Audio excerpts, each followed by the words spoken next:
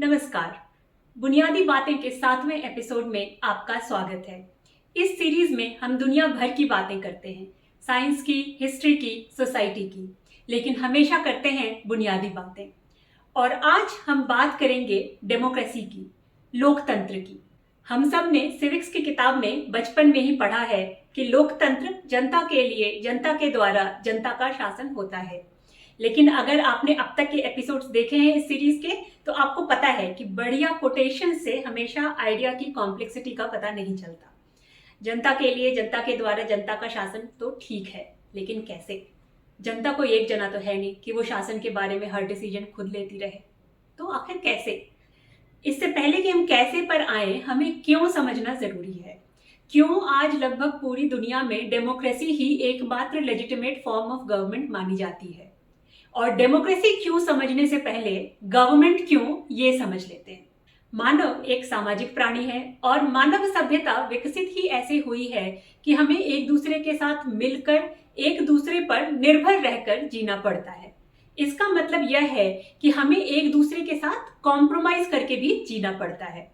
अगर हर कोई अपनी मनमर्जी करने लगे, खास करके दूसरों को नुकसान पहुंचाने लगे या धोखा देने लगे, तो हमारा समाज चल नहीं पाएगा। इसलिए शासन व्यवस्था की हमें जरूरत है, गवर्नमेंट की जरूरत है। और शायद मानव समाज में बहुत पहले, जब ये बड़े बड़े देश और साम्राज्य नहीं भी थे, जब खेती के अराउंड गांव तक नहीं बसे थे, तब भी छोटे कबीलों में किसी तरह की शासन व्यवस्था इवॉल्व हो ही गई होगी। शायद कबीलों के बुजुर्ग या लोगों द्वारा चुने गए फिजिकली स्ट्रांग लोग नियम कानून बनाने का और उसे बनाए रखने का काम करते थे। समय के साथ गांव बसे, शहर बने और सभी लोगों का पूरा टाइम सरवाइव करने लायक खाना ढूंढने में नहीं जाने लगा, तो समाज में डिवीजन ऑफ लेबर आया और लोगों की एक दूसरे पर निर्भरता और भी बढ़ी और भी ज्यादा बड़े ग्रुप्स पर निर्भरता होने लगी। बढ़ते बढ़ते आज हम ऐसे समाज में रह रहे हैं जहां चीन, भारत, अमेरिका जैसे बड़े बड़े देशों को अपना काम चलाने के लिए एक शासन तंत्र की जरूरत है।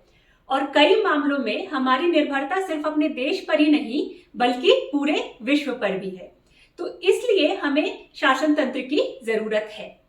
और जिसके हाथ में शासन होता है, उसे कुछ पावर्स देनी पड़ती हैं ताकि वह शासन चला सके।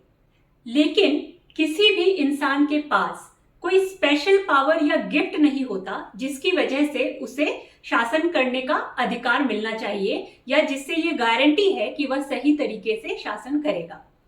अगर कोई शासन तंत्र इस अजम्पशन पर काम करता है कि शासक के पास कोई नेचुरल अधिकार है शासन करने का और उसके साथ आने वाली पावर को अपनी मर्जी से इस्तेमाल करने का, तो वह एक झूठ पर काम कर रहा है। और फिर उस शासन तंत्र का उद्देश्य उस झूठ को बचाए रखना ज्यादा हो जाता है, बजाय एक्चुअली मानव समाज के कल्याण के लिए शासन करने का। शासन के अधिकार का लॉजिक और शासक को मिलने वाली पावर का उपयोग, ये दो चीजें किसी भी शासन तंत्र को मूल रूप में डिफाइन करती है। डेमोक्रेसी या लोकतंत्र का ऑल्टरनेटिव कोई ऐसा सिस्टम होगा जिसमें शासन कोई एक इंसान करेगा। इसके कई स्वरूप हो सकते हैं, लेकिन जो सबसे कॉमन स्वरूप है वह राजतंत्र का है, जिसमें शासन करने वाला व्यक्ति एक राज परिवार से आता है। मोस्ट टिपिकली ये मेल प्रिमोजेनिचर के सिद्धांत पर चलता है, यानी शासन पिता के बाद बड़े पुत्र के पास जाता है। ट्रेडिशनली ऐसा कम हुआ है, लेकिन कहीं कहीं अगर फर्स्ट चाइल्ड लड़की है तो शासन उसके पास भी जा सकता है।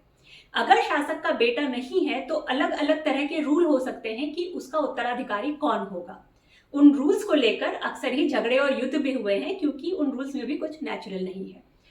अगर किसी एक व्यक्ति का शासन होना है और उसके परिवार के उत्तराधिकारियों को वो शासन बाद में मिलना है, तो उनके इस खास अधिकार को जस्टिफाई करने का कोई तरीका निकालना पड़ता है।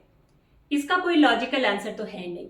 इसलिए पूरी दुनिया में ही राज परिवारों ने अपनी लेजिटिमेसी के लिए कभी धर्म, तो कभी मनगढ़ंत इतिहास जिसमें वो आदिकाल से शासक रहे हों, तो कभी सीधे भगवान से कनेक्शन वगैरह का सहारा लिया है।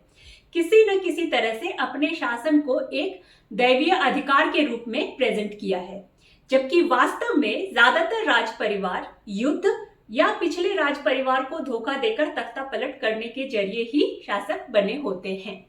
तो राजतंत्र की पहली समस्या ये है कि शासक का अधिकार किसी न किसी झूठ पर आधारित होता है। ऐसा शासन तंत्र ऐसी कोई भी चीज अलाउ नहीं करेगा जिससे कोई उस झूठ पर सवाल उठा पाए। और क्योंकि वह झूठ अक्सर ही राजा और राज परिवार का दैवीय अधिकार मानता है, तो समाज में उनकी पोजीशन असाधारण होती है। दैवीय लोगों को आम लोग इंसानी तराजू पर तो तोल नहीं सकते। और उससे निकलती है दिक्कत कॉन्सेंट्रेशन ऑफ पावर की। एक राजा या परिवार के अधीन पूरा राज्य और उसके निवासी हैं। अगर राजा भला है तो ठीक है, अगर बुरा है तो आप लीगली कुछ कर नहीं सकते क्योंकि सब कुछ दैवीय है।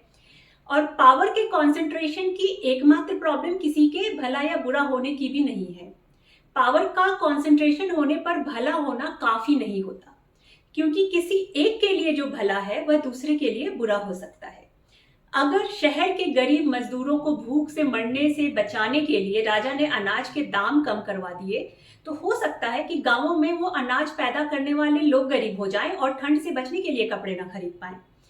किसी का भला किस में है यह बात भी कोई और नहीं जान सकता है। हो सकता है कि इन गरीब मजदूरों ने खाने का ऑल्टरनेटिव निकाल लिया हो जंगल से पोषक कंदमूल ढूंढ के। शायद उनकी जरूरत भी ठंड से बचने वाले कपड़ों की ज्यादा थी, अनाज की नहीं।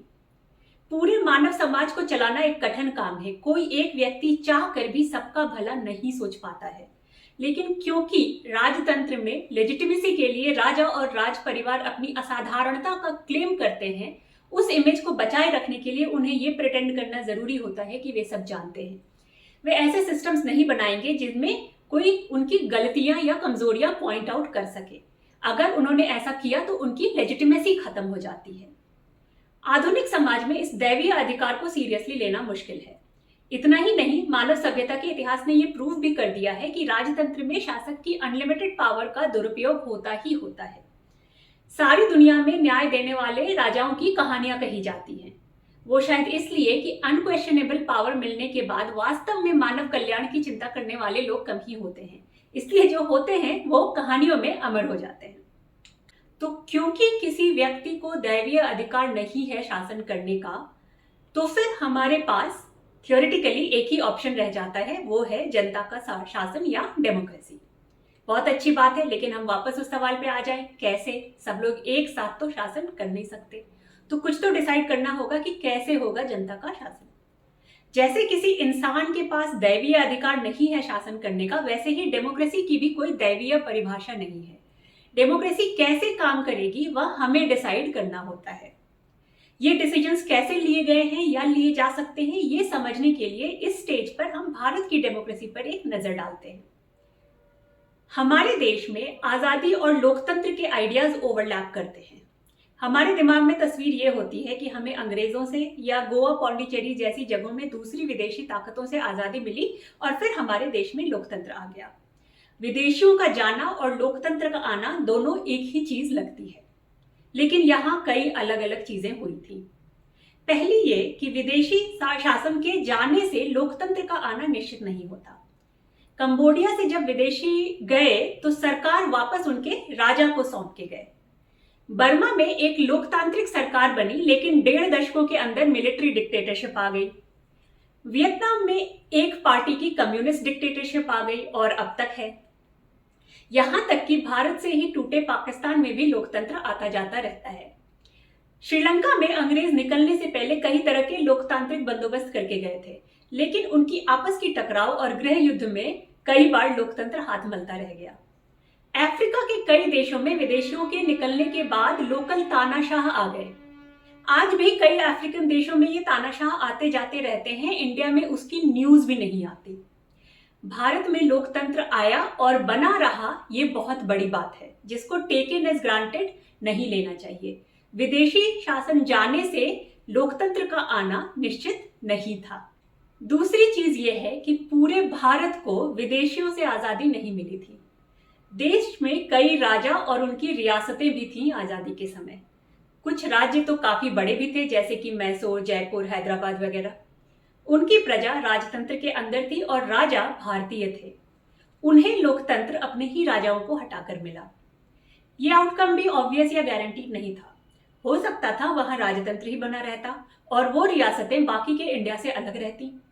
या हो सकता था कि वहां पर इंडिया से डिफरेंट और अंग्रेजों जैसा लोकतंत्र आता। इंग्लैंड में प्रैक्टिकली लोकतंत्र है, लेकिन टेक्निकली उनका सिस्टम कॉन्स्टिट्यूशनल मोनार्की कहा जाता है, क्योंकि सांकेतिक रूप से अभी भी वहां रानी एलिजाबेथ का राज है और उनके बाद उनके उत्तराधिकारियों का होगा। तीसरी कि अंग्रेजों का शासन फॉर्मली हटे बिना भी इंडिया में डेमोक्रेसी आ सकती थी। जैसे कि कनाडा और ऑस्ट्रेलिया जैसे मुल्कों की बात करें तो नाम के लिए उनके राजा या रानी अभी भी इंग्लैंड के राजा या रानी ही होते हैं, लेकिन उनकी सरकारें लोकतांत्रिक हैं। रियल सेंस में अंग्रेजों का शासन वहां नहीं है। इंडिया में भी जब तक हमने नया संविधान बनाकर 26 जनवरी 1950 को खुद को गणतंत्र नहीं घोषित कर दिया था, तब तक आजादी मिलने के बाद भी और सत्ता हिंदुस्तानियों के हाथों में आने के बावजूद भी रानी एलिजाबेथ सांकेतिक तौर पर हमारी शासक थी। आगे बढ़ते हैं। लोकतंत्र का आइडिया बिल्कुल नया भी नहीं है। यदि इतिहास में जाएं तो शायद आपने प्राचीन भारत के जनपदों के बारे में सुना होगा जिन्हें लोकतांत्रिक माना जाता है। इनके बारे में सब कुछ डिटेल्स में तो नहीं पता है, लेकिन जितना पता है उससे ये क्लियर है कि आजकल हम जैसे लोकतंत्र में रहते हैं उससे ये कई तरीकों से अलग होगा। पहले तो उनका स्केल काफी छोटा था आज के भारत जैसे बड़े देश की तुलना में। तो बड़े स्केल के इलेक्शंस या अलग अलग क्षेत्रों से प्रतिनिधि चुने जाने जैसी चीजें वहां पर नहीं होती होंगी। जिनको लोकतांत्रिक अधिकार थे वे सीधे ही शासन तंत्र में शामिल होते होंगे, और ये अधिकार उनमें से किसी में भी सभी नागरिकों के लिए नहीं रहे होंगे। कहीं ये सिर्फ परिवार के मुखिया के लिए रहे होंगे, कहीं सिलेक्टेड कास्ट या क्लास के सभी पुरुषों के लिए, कहीं हो सकता है अमीर गरीब सभी पुरुषों के लिए भी रहे हों, लेकिन स्त्रियों का पार्टिसिपेशन नहीं ही रहा होगा, कुछ एक्सेप्शनल सर्कमस्टांसेस को छोड़कर। तो जो यूनिवर्सल डेमोक्रेटिक राइट्स हम आज देखते हैं, जो कि कास्ट, क्लास, जेंडर, पैसे, जमीन की ओनरशिप, इन सब पर निर्भर नहीं करता है, वैसा कुछ उस समय के जनपदों में नहीं था। उसी समय में ग्रीक सिविलाइजेशन में सिटी स्टेट्स की भी बात होती है। वहां भी कोई राजा नहीं होते थे, लेकिन वहां भी प्रतिनिधियों के चुनाव जैसी चीजें नहीं थी। एलिजिबल लोग सीधे डेमोक्रेटिक शासन तंत्र में पार्टिसिपेट करते थे। भारतीय जनपदों की तरह ही एलिजिबिलिटी यूनिवर्सल नहीं होती थी।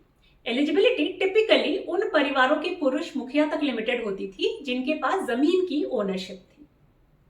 1947 में जब भारत को आजादी मिली और हमारे संविधान के निर्माताओं को देश के लिए एक नए शासन तंत्र का निर्माण करने का मौका मिला, तो भारत एक लोकतंत्र होगा या शायद ऑब्वियस डिसीजन रहा होगा उनका, लेकिन उस लोकतंत्र का स्वरूप क्या होगा उस पर उन्हें काफी सारे डिसीजंस लेने पड़े।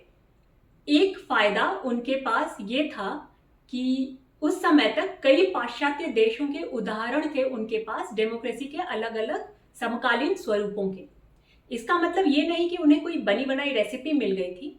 उन्हें भारतीय कॉन्टेक्स्ट के हिसाब से एक शासन तंत्र बनाना था और उसके लिए सब कुछ सिर्फ कॉपी करने से नहीं चलता।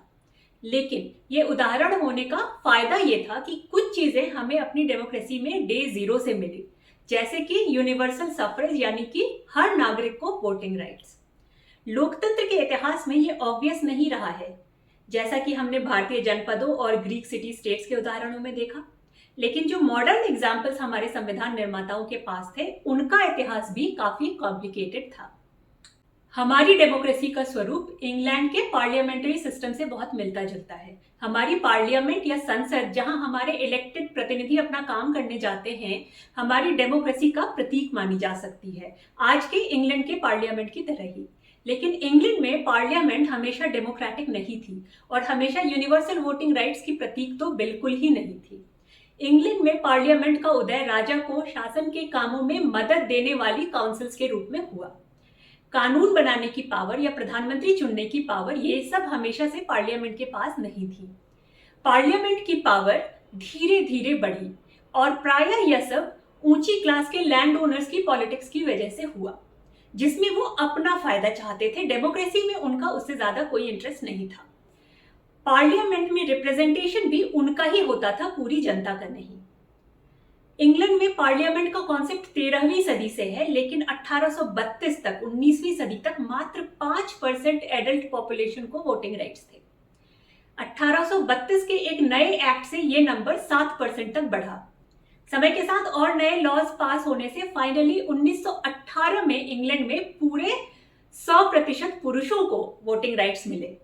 महिलाओं को ये यूनिवर्सल राइट्स मिलने में और 10 साल लगे, उन्हें ये राइट्स 1928 में मिले। अमेरिका, जिसने खुद को ब्रिटेन से 1776 में ही अलग कर लिया था और तब से डेमोक्रेटिक है, वहां भी यूनिवर्सल वोटिंग राइट्स नहीं थे। वहां ये राइट्स स्टेट टू स्टेट अलग थे और शुरुआत में ज्यादातर जगहों पर सिर्फ गोरे पुरुषों को ही वोटिंग राइट्स थे, वो भी सिर्फ उनको जिनके पास जमीन की ओनरशिप थी। तब से कई बार वोटिंग राइट्स को लेकर कई तरह के रूल्स चेंज हुए अलग अलग स्टेट्स में। कभी ब्लैक लोगों को, कभी महिलाओं को कुछ वोटिंग राइट्स मिले भी, तो भी कभी वोट करने के लिए प्रॉपर्टी की रिक्वायरमेंट, पोल टैक्स की रिक्वायरमेंट या साक्षरता की रिक्वायरमेंट लगाकर उन्हें बेकार कर दिया गया। वहां का ड्रामा 20वीं सदी के दूसरे हिस्से में भी चलता रहा। 1950 में संविधान के साथ भारत जैसे एक नए लोकतंत्र में यूनिवर्सल वोटिंग राइट्स एस्टैब्लिश हो गए थे। लेकिन अमेरिका में, जो 1776 से डेमोक्रेटिक होने का दावा कर सकता है, 1971 में जाकर पूरी एडल्ट पॉपुलेशन को यूनिवर्सल सफरेज मिली। ये थोड़ा डेमोक्रेसी के इतिहास का लेसन हमने इसलिए लिया ताकि हम ये अप्रिशिएट कर सकें कि डेमोक्रेसी का स्वरूप क्या होना चाहिए। ये हमेशा से लोगों को ऑब्वियस नहीं रहा है। हर जगह की डेमोक्रेसी का एक अलग हिस्टोरिकल कॉन्टेक्स्ट भी रहा है। अगर हम ये नहीं समझते हैं तो हम कई सारी चीजों का महत्व तो नहीं समझेंगे और उनको पाने के पीछे कितना स्ट्रगल रहा है या कितना सोच समझकर कुछ चीजें बनाई गई हैं यह भी नहीं समझेंगे। और अगर हम यह नहीं समझेंगे तो कभी वो चीजें हमसे छीनी जाने लगी तो उससे कितना बुरा हो सकता है ये भी नहीं समझेंगे और उसके लिए लड़ेंगे नहीं। इसलिए डेमोक्रेसी को सिर्फ एब्स्ट्रैक्ट में एक्सेप्ट करना काफी नहीं है। डेमोक्रेसी के एक्चुअल स्वरूप को समझना, उसके हर हिस्से का महत्व समझना, उसकी जरूरी चीजों को बनाए रखने के लिए स्ट्रगल करना और जो अभी भी सही नहीं है उसको सही करना, ये सब कुछ एक्टिवली करते रहने की जरूरत है। वरना डेमोक्रेसी ने जो हमें पावर और अपॉर्चुनिटी दी है एक अच्छा और न्यायपूर्ण समाज बनाने की, वो हम खो देंगे। किसी एक व्यक्ति या परिवार या ग्रुप को शासन करने का और उसके साथ आने वाली पावर के इस्तेमाल करने का दैवीय हक नहीं है, इसलिए डेमोक्रेसी एक ऑब्वियस चॉइस है। लेकिन डेमोक्रेसी के स्वरूप को केयरफुली डिजाइन करना जरूरी है, क्योंकि सिर्फ राजतंत्र ना होने से इसकी गारंटी नहीं मिल जाती कि मानव समाज का कल्याण होगा ही होगा। अगर डेमोक्रेसी सही से डिजाइन नहीं है तो उसमें भी राजतंत्र वाली समस्याएं ही आ सकती हैं। इसलिए डेमोक्रेसी एक अच्छा आइडिया है, शायद एकमात्र आइडिया है जिसको सही माना जा सकता है शासन तंत्र के स्वरूप के रूप में। लेकिन डेमोक्रेसी की लेजिटिमेसी सिर्फ बेहतर आइडिया होने से नहीं बल्कि एक्चुअल मानव कल्याण से आती है और इसलिए इस बात पर हमेशा नजर रखने की जरूरत है कि हमारी डेमोक्रेसी का स्वरूप मानव कल्याण के लिए काम करता रहे। डेमोक्रेसी अगर सिर्फ कुछ लोगों के लिए काम करती है तो वह काफी नहीं है। राजतंत्र या तानाशाही पर वापस जाना उसका सोल्यूशन नहीं है, क्योंकि वो तो कभी काम नहीं ही करेंगी। लेकिन डेमोक्रेसी को मानव कल्याण के लिए मजबूत बनाना बहुत जरूरी है। इस एपिसोड का उद्देश्य डेमोक्रेसी के बारे में आपकी क्यूरियोसिटी जगाने का था। इस बारे में, खासकर भारतीय डेमोक्रेसी के बारे में, हम और बातें बाद के एपिसोड्स में करेंगे। अभी मैं बस आपको कुछ सवालों के साथ छोड़ना चाहती हूँ, जैसे क्या इलेक्शन होना डेमोक्रेसी होने के लिए काफी है? डेमोक्रेसी में अधिकारों और कर्तव्यों का क्या रोल है? क्या डेमोक्रेसी का मतलब यह है कि जो मेजॉरिटी जनता चाहे वही होना चाहिए? अगर नहीं तो डेमोक्रेसी का मतलब क्या रहा? क्या डेमोक्रेसी में जो सरकार इलेक्ट हो गई, हमें उस पर कोई सवाल नहीं उठाने चाहिए? जिसे हमने ही चुना है, क्या उस पर सवाल उठाने का हमारा हक है या नहीं? क्या डेमोक्रेसी की वजह से राष्ट्र कमजोर हो जाता है? अगर डेमोक्रेसी में सबको इक्वल राइट्स हैं तो क्या रिजर्वेशन जैसी चीज का कोई जस्टिफिकेशन है? क्या अनपढ़ लोगों के इलेक्शन में खड़े होने पर रोक लगा देनी चाहिए? क्या शासन तंत्र सिर्फ शिक्षित लोग चला सकते हैं? मैंने ये सवाल डेमोक्रेसी के अराउंड होने वाले नॉर्मल कॉन्वर्सेशन से उठाए हैं। मैं इनको सही या गलत नहीं करार दे रही, ना ही इनका जवाब दे रही हूं अभी, लेकिन सोचिए इनके बारे में। बाद के एपिसोड्स में इनमें से कुछ पर हम चर्चा भी करेंगे। विद्वान लोगों के लिए एक डिस्क्लेमर, इस एपिसोड में मैंने देशों के नाम थोड़े लूजली इस्तेमाल किए हैं। इंग्लैंड का मतलब कुछ कॉन्टेक्स्ट में ब्रिटेन, कुछ कॉन्टेक्स्ट में यूनाइटेड किंगडम, तो कहीं एक हिस्टोरिकल पॉलिटिकल एंटिटी हो सकता है जो इन सबसे ही अलग हो। अमेरिका भी लूजली यूएसए के लिए इस्तेमाल किया है और भारत तो काफी लूजली इस्तेमाल हुआ है। जनपदों वाला Bharat, British ruled Bharat, princely states वाला भारत और पोस्ट इंडिपेंडेंस वाला भारत काफी अलग अलग एंटिटीज हैं। लेकिन आइडिया समझने में उससे कोई फर्क नहीं पड़ा होगा, तो इसलिए इनको और एपिसोड्स के दूसरे सिंप्लीफिकेशंस को प्लीज इग्नोर कर दें। धन्यवाद।